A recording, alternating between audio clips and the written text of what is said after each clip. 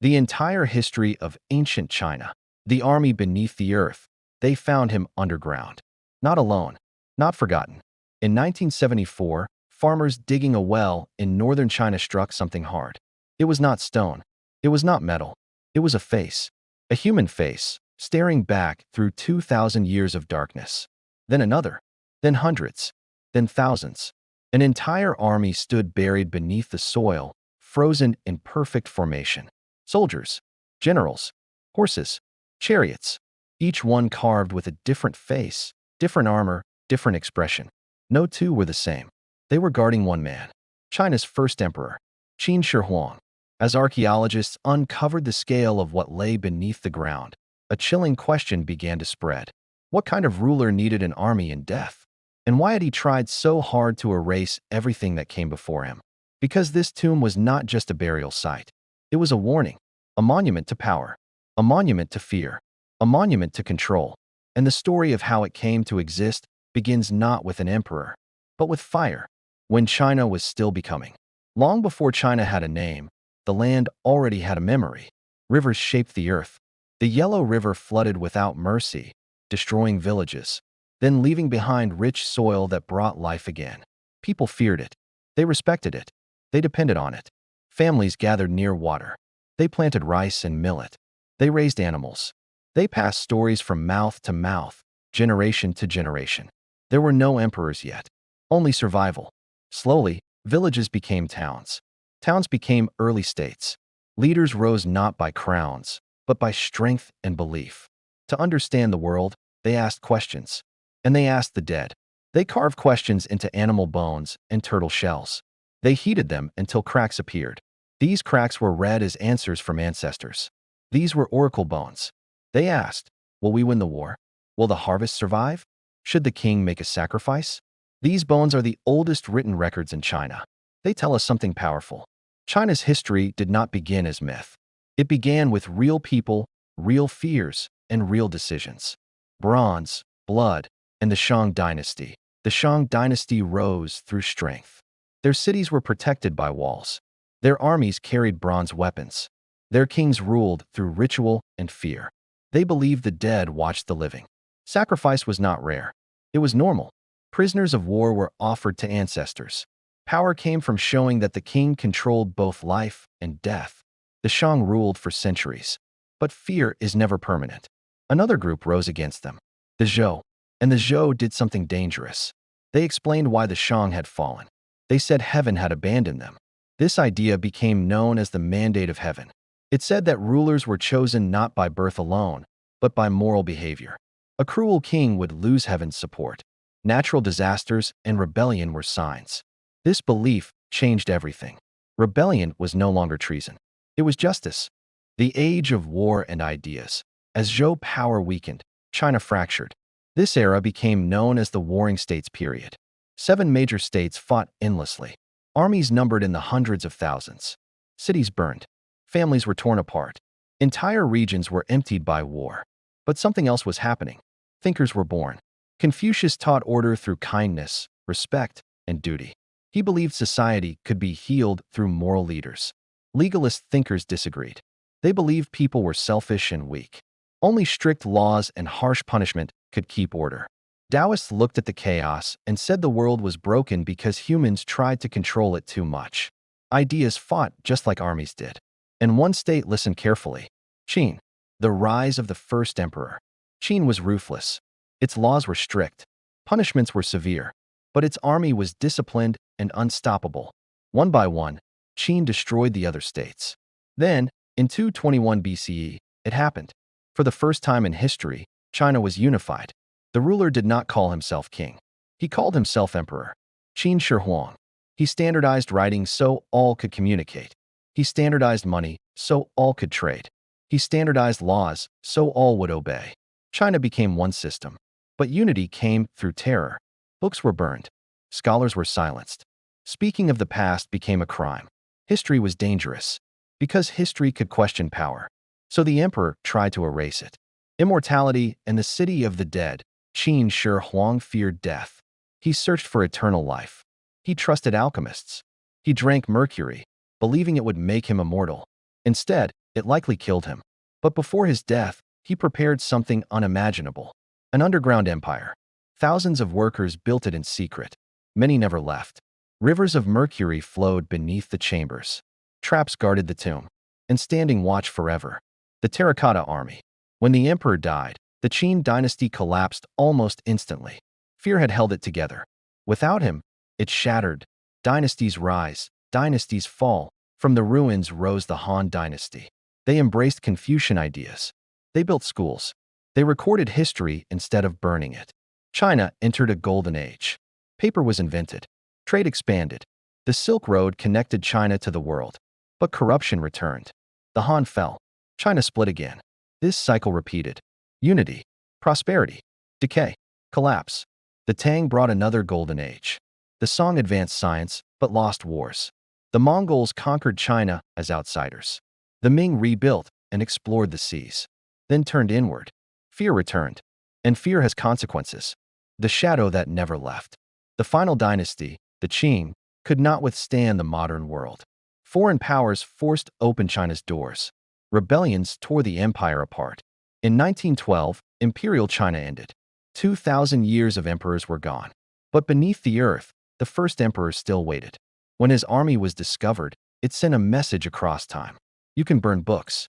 You can silence scholars. You can bury history. But the ground remembers. And in the next chapter, we uncover the secrets hidden beneath China's earliest civilizations. Secrets that challenge how this ancient world truly began. And why someone tried so hard to make sure they were never found.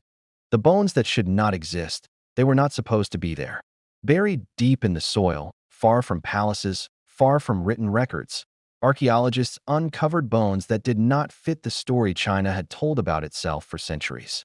These bones were older than any emperor, older than the Shang, older than the Zhou. They belonged to people who lived before China had a name. For a long time, history said civilization in China began with dynasties, kings, and written records. Everything before that was labeled legend or myth. But the Earth told a different story. As scientists carefully dated these remains, the numbers pushed further and further back in time. Thousands of years before bronze weapons. Thousands of years before royal courts. These were not scattered hunters. These were organized communities. And that raised a dangerous question. What if Chinese civilization did not begin where official history says it did? What if something older existed and was quietly forgotten? When humans learned to stay, around 10,000 years ago, the world changed. Ice retreated. Rivers shifted their paths. Forests spread. Animals migrated. And humans stopped moving. Along the Yellow River and the Yangtze River, people learned something powerful. They learned how to farm. They planted millet and rice. They stored food. They built homes meant to last. For the first time, generations lived and died in the same place.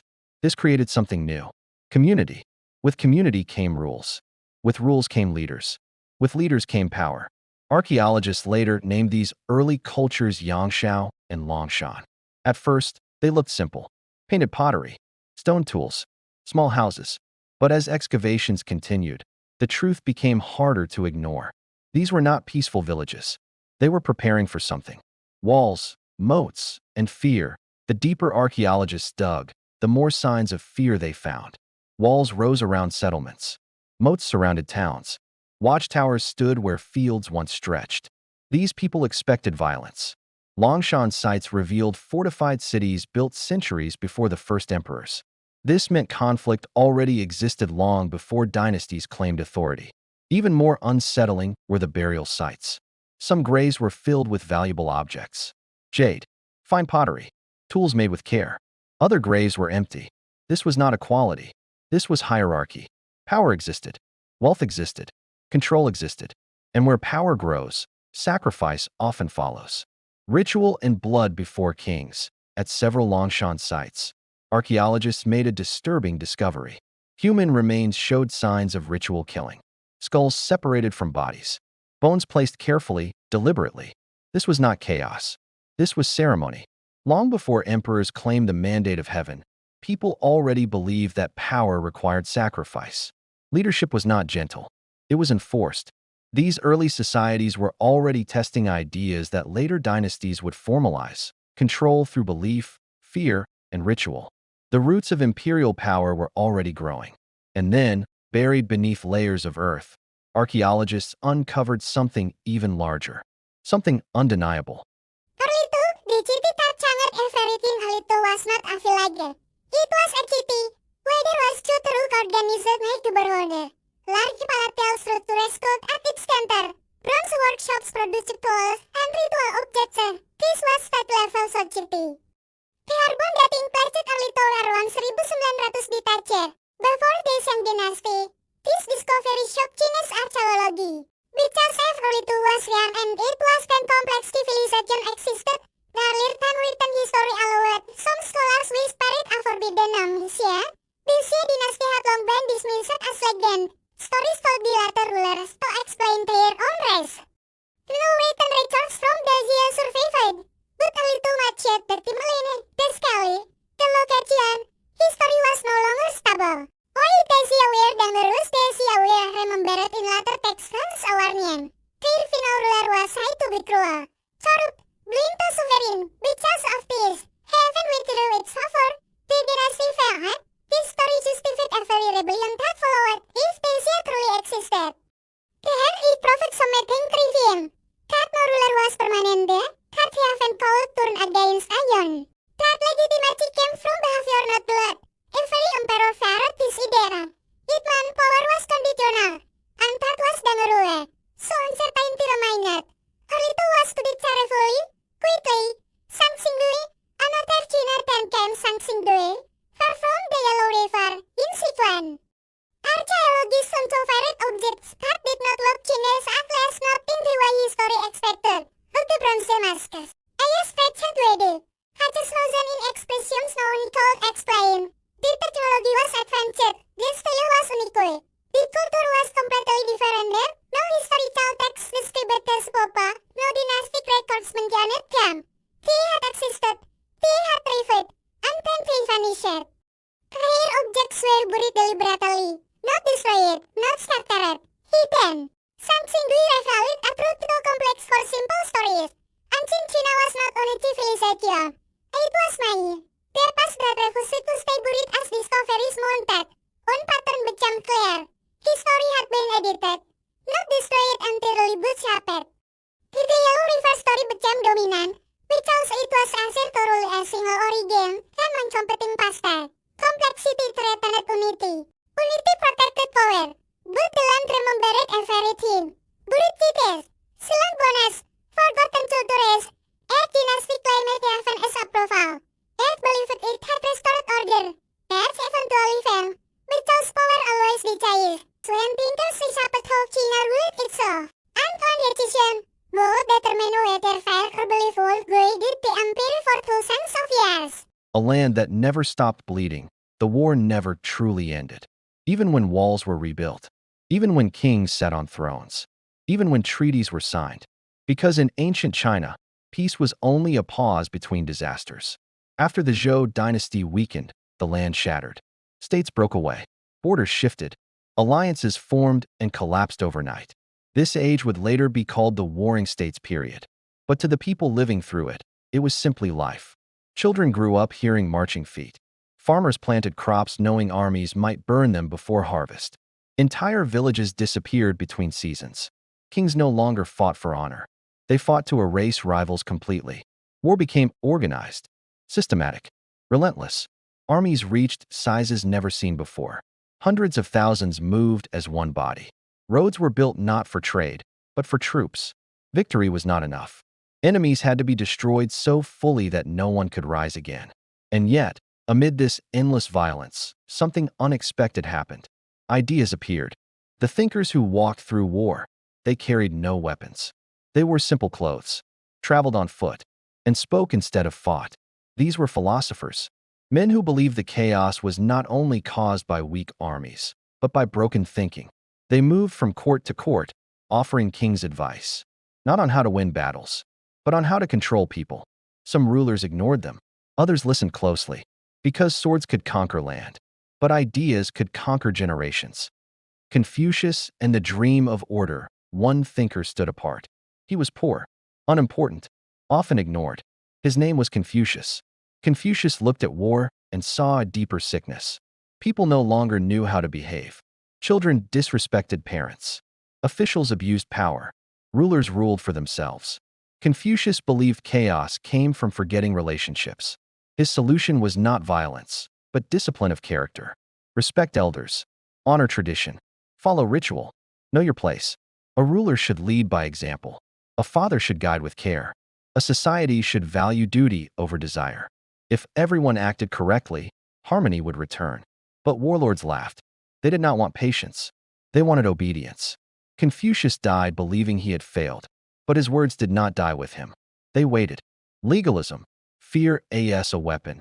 Other thinkers reached a colder conclusion. They believed humans were not good. They believed people were selfish by nature. That kindness invited chaos. That mercy led to rebellion. Their philosophy was legalism. Legalists believed the state must be feared. Laws should be strict. Punishments severe. Rewards predictable. No exceptions.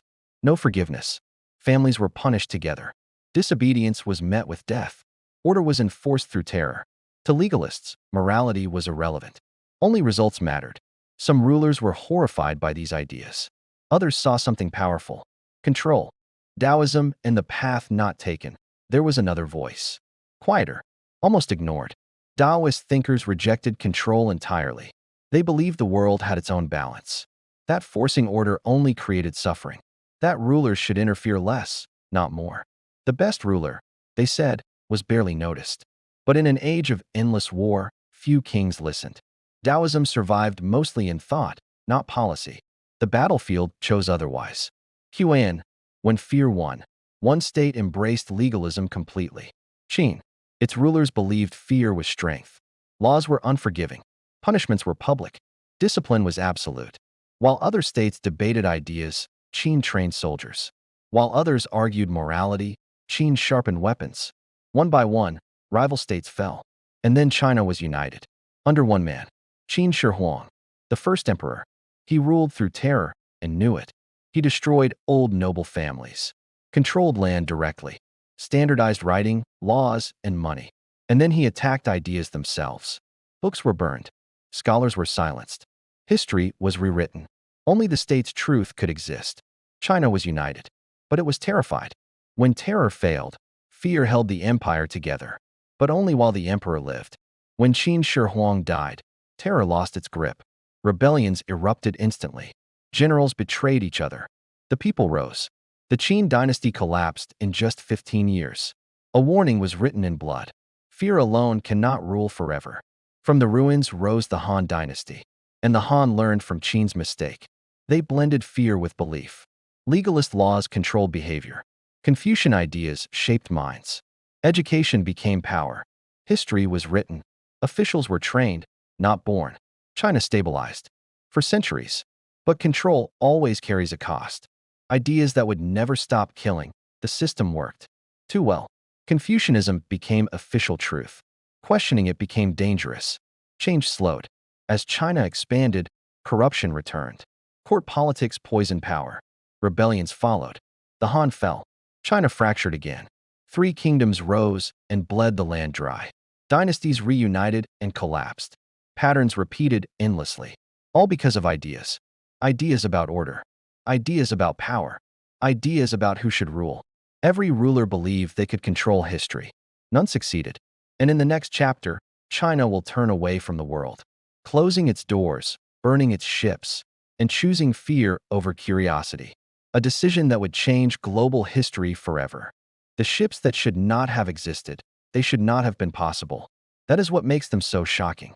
In the early 1400s, when most of the world still relied on small wooden boats hugging coastlines, China launched ships so large they looked unreal. Floating cities made of timber. Towers of sails rising like walls. Decks wide enough to hold gardens, animals, soldiers, and diplomats. These were not rumors. They were not exaggerations. They were real.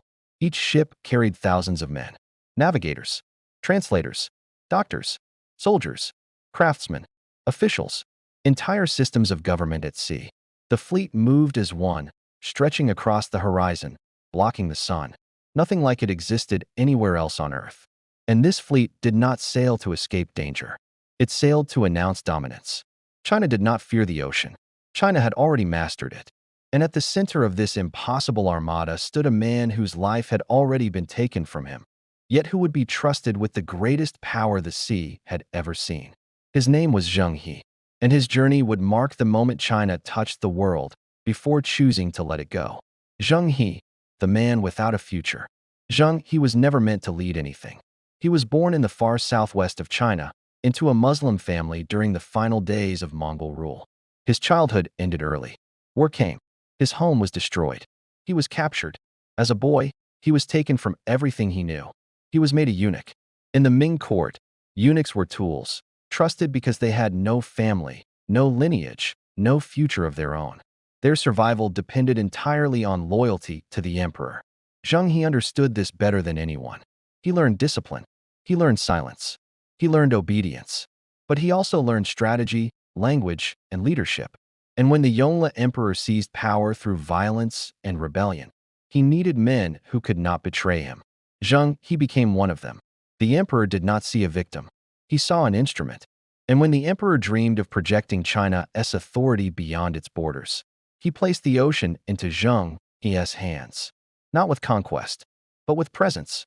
7 voyages that shook the world. Between 1405 and 1433, Zheng He led 7 voyages that rewrote what humanity believed was possible. The fleet sailed south through Southeast Asia, west to India, across the Indian Ocean, into the Persian Gulf, down the coast of East Africa. They did not arrive quietly. Local rulers watched the horizon fill with sails. Ships unlike anything they had ever seen. Fleets so vast resistance was unthinkable. And yet, there was no invasion, no occupation. Zheng He brought gifts: silk, porcelain, gold, authority. Foreign kings bowed not because they were conquered, but because they understood the message. China was not coming to learn. China was coming to be acknowledged. Giraffes were brought back to the Ming court. Exotic animals walked the capital streets. Envoys from distant lands stood before the emperor, offering tribute. For a brief moment, China was not isolated. It was global, and it was decades, sometimes centuries, ahead of Europe. But while the fleet ruled the seas, enemies were gathering on land. Not with weapons, with ideas.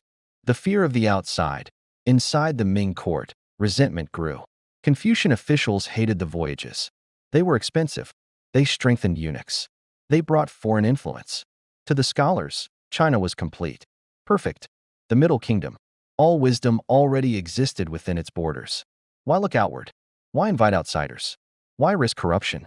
They argued that true order came from stability, not curiosity.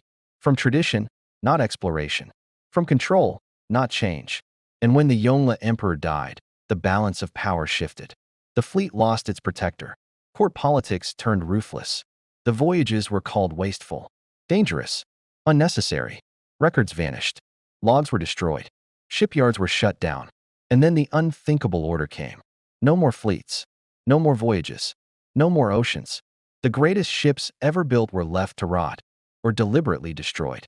China turned away from the world, not because it had failed, but because it was afraid of what success might change. The silence that changed history. The ocean grew quiet. While China withdrew, Europe moved forward. Small ships, poor technology, desperate nations. They chased trade routes China had already mastered and claimed them as their own. By the time China looked outward again, the balance of power had shifted. Foreign ships no longer arrived with tribute. They arrived with cannons. The Ming dynasty survived for a time, but the damage was done. Isolation protected tradition, but it froze adaptation. Inside China, corruption spread. Officials sold power. Taxes crushed farmers. Floods returned. Famine followed. Rebellion grew in the countryside. The mandate of heaven, once so certain, began to fade. And then betrayal came from within. The fall of the Ming. As rebels marched toward Beijing, the Ming court collapsed into panic. One general faced a choice: defend the dynasty or save himself. He opened the gates, not to rebels, but to outsiders. The Manchus swept in from the north. Beijing fell. The Ming dynasty ended not with honor, but with exhaustion. And a new dynasty took its place. The Qing, conquerors on the dragon throne. The Qing rulers were not Han Chinese. They ruled as conquerors. To survive, they adopted Chinese systems, but never fully trusted the population they governed. Submission was enforced through symbols. Men were ordered to wear queues, braided hair, to show loyalty. Refusal meant death. Yet under the Qing, China expanded. Population grew. Peace returned, temporarily. But the world outside was transforming. Europe industrialized. Weapons advanced. Empires expanded. China remained bound to ancient systems. When foreign traders arrived, China dismissed them. That arrogance would prove disastrous. Humiliation and the end of empires. Then came opium. British traders flooded China with the drug to force trade balance. Addiction spread. Families collapsed. The economy weakened. When the Qing resisted, war followed. Cannons shattered defenses. Treaties were forced. Ports were taken. China was humiliated. Rebellions erupted. One of them, the Taiping Rebellion, devastated the nation and nearly destroyed the dynasty. The Qing survived, but only just. By the early 1900s, China was fractured, exploited, and exhausted. In 1912, the imperial system collapsed. Over 2,000 years of dynasties ended. No emperor, no mandate, no certainty. China entered a new age, still carrying the weight of every decision made before, including the day it turned away from the world. China had once led humanity. Then it chose safety over curiosity, control over change. And history repeated its oldest lesson. In the next chapter, we face the final truth. Why every Chinese dynasty, no matter how powerful, was destined to fall, and whether the cycle was ever truly broken. The empire that always believed it was final. Every empire believed it would be the last. Every emperor believed history ended with him. From the first kings who ruled over Bronze Age cities to the final emperors seated behind palace walls, each generation looked at its power and said the same thing. This time is different. But it never was. For more than 3,000 years, China moved through history in a perfect circle. Dynasties rose from chaos, built order, reached glory, then slowly collapsed under their own weight. What followed was disorder, suffering, and finally replacement by a new ruling house that promised renewal. This pattern became so familiar that ancient Chinese scholars wrote about it openly. It was not hidden. It was not denied. It was accepted. History was not a straight line forward. It was a wheel. And once the wheel began to turn, no ruler ever found a way to stop it. At the center of this wheel was an idea so powerful that it shaped every rise and every fall: the mandate of heaven. The mandate of heaven, power with an expiration date. The mandate of heaven was simple. Heaven chose the ruler. A just ruler brought peace. A corrupt ruler brought disaster. Floods, droughts, famine, rebellion. These were not accidents. They were signs, warnings that heaven had withdrawn its support. This belief solved a critical problem: legitimacy. It explained why one family had the right to rule millions of people. The emperor was not just powerful. He was chosen. But the mandate also carried a hidden danger. It gave emperors absolute authority, but only temporarily. Because the moment suffering appeared, the mandate became fragile. Once people believed heaven had turned away, rebellion was no longer a crime. It was a duty. Every dynasty lived with this truth hanging over it. Success meant divine approval. Failure meant divine rejection. And failure was inevitable. The golden beginning of every dynasty began with hope. A strong leader rose from chaos, often born far from palaces. He had seen hunger. He had fought disorder. He understood suffering. He promised peace. He lowered taxes. He punished corruption. He rewarded loyalty. The people believed. Heaven had spoken again. For a generation, stability returned. Fields were planted. Markets reopened. Roads were repaired. Families grew. Art, philosophy, and learning flourished. This was the golden age. But hidden inside success was a slow, invisible poison. Growth brought pressure. Order brought rigidity. Stability brought complacency. The very systems that created peace began to harden. Population, power, and the distance from reality. As peace continued, population exploded. More people meant more farmland was needed. But land did not grow. Taxes increased. Officials were placed in charge of collecting them. Over time, officials gained power. Positions were sold. Bribes became routine. Local leaders protected themselves instead of the people. The emperor, once close to reality, became distant. Protected by walls. Surrounded by courtiers. Fed filtered reports. Bad news disappeared before reaching the throne. The system still looked strong, but inside, it was weakening. The mandate of heaven was already slipping. Disaster, desperation, and the spark of rebellion. Then nature intervened. The Yellow River flooded villages. Droughts burned fields. Locusts consumed crops. Hunger followed. Peasants begged. Officials hid the truth. Taxes were still demanded. Desperation turned into anger. At first, resistance was small: bandits, local uprisings, desperate farmers. The state crushed them, but each suppression weakened the system. The treasury drained. Trust vanished. Eventually, a rebellion succeeded, led by a man who claimed heaven's favor. A peasant, a general, a religious leader. Cities fell. Officials defected. The capital panicked. The emperor fled or died. The dynasty ended, and the wheel turned again. Bureaucracy, isolation, and the fear of change. Across centuries, dynasties shared the same weaknesses. One was bureaucracy. At its best, it created fairness. At its worst, it created paralysis. Officials followed rules instead of reality. Reports were altered to please superiors. Truth arrived too late. Another weakness was isolation. After generations of invasion and chaos, China learned to fear outsiders. Borders closed. Foreign ideas were rejected. This preserved identity, but weakened adaptability. When the world changed, China struggled to respond. Not because it lacked intelligence, but because it feared disruption more than stagnation. Conquest, survival, and the endurance of civilization. Despite everything, China endured. Dynasties fell, but civilization survived. Language continued. Culture remained. Memory endured. Conquerors ruled, but were absorbed. Mongols became Chinese rulers. Manchus adopted Chinese systems. China did not disappear, but endurance alone could not stop the cycle.